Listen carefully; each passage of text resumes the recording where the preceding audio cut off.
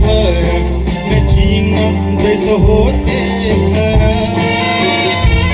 त्याचं गाणं गावाला आज मी या स्टेजवर आयल्या गुणगान गावण्याचे ऐकू लाय.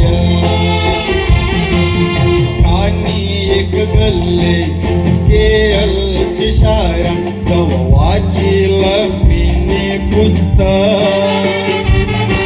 त्या पुस्तकान ऐशी लिवलंय एक कानी काही चुकलं बी माझं मस्त. एक परके धर्माचे माणसाचे हयाती वखत आलता भयान. त्या माणसाचे पुरीला आजारान घातले का गेला जैसा माणूस असते तुरुंगान आठ. पालरी वासाला ते निघालते मोटरीचे के माणसाला भेटले ते. त्या माणसाचे डोले आसवाशी भरले ते. पादरीन एक प्रश्न विचारिल ते. पादरीला घेतलेली कंता जाऊ सांगते ऐकूच अंगाचे काटे उभे ते.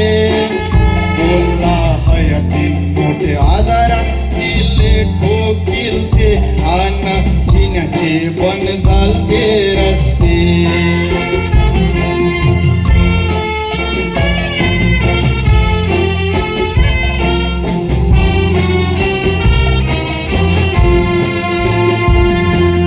पादरीला बोलला मी वेल्डिंगचा करी काम तेव्हा दुखत खूप माझे डोले. वाटलं डोल्यांचा आजार मन जायला तेव्हा डोल्यांचे बी तपास केले. डोल्यांचा त्याला आजार नव्हता नजबाचे तारे उलटे फिरले. त्या धाकरांतून नाराज होऊन बीजे इस्पितलाचे त्याला पत्ते दिले.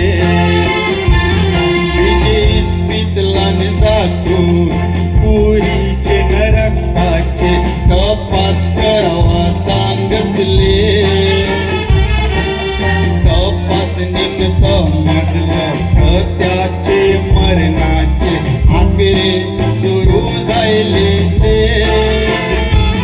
जशी धाराला मुलांची कीर्ती लागून शेण गलून त्याची जातान पाले.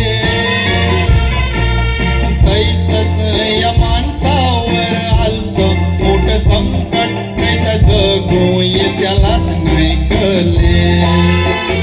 त्याचे रेवर आलते काले पडदे अन्न पायथ्याचे खाचेन गेलते अर्धे.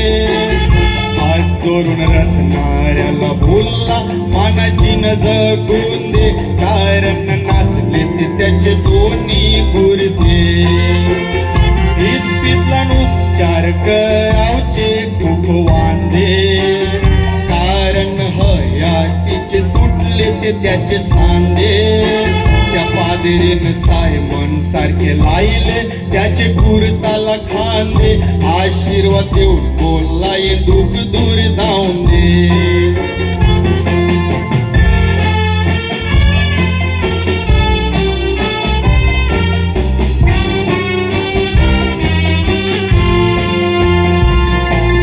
शेवटी त्याच एक दिवस ऑपरेशन ठरलं एके मोठे इस्पितला.